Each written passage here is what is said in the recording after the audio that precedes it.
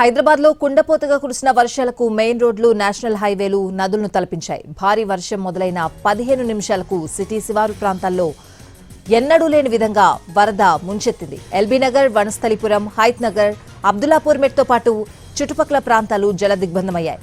మోకాలి లోతు రోడ్లపై ప్రవహించడంతో వాహనదారులు, ప్రయాణికులు తీవ్ర ఇబ్బందులు పడ్డారు. ఇళ్లలోకి వరద నీరు చేరడంతో స్థానికులు తీవ్ర ఇబ్బందులు పడ్డారు. భారీ వర్షానికి విజయవాడ, హైదరాబాద్ జాతీయ రహదారిపై గంటల తరబడి నీళ్లు నిలిచిపోయాయి. హైత్ నగర్ బస్ డిపోతో పాటు కోర్టు ఆవరణ పూర్తిగా నీట మునిగింది.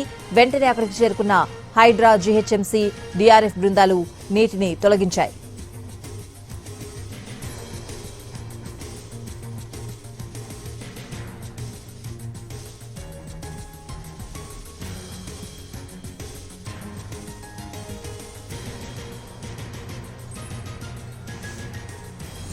యాదాద్రి జిల్లా ఆలేరులో కురిసిన వర్షాలకు బైరాన్కుంట నిండి అలుగుపోసింది.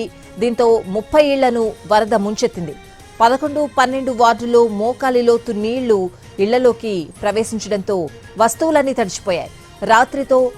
రాత్రంతా కంటి మీద కునుకు లేకుండా గడిపారు స్థానికులు. ఎమ్మెల్యే బీర్ల ఐలయ్య వరద ప్రభావిత ప్రాంతాల్లో పర్యటించి సహాయక చర్యలను పర్యవేక్షించారు. స్థానికంగా ఉన్న గుడి, ఫంక్షన్ హాల్కు బాధితులను తరలించారు అధికారులు.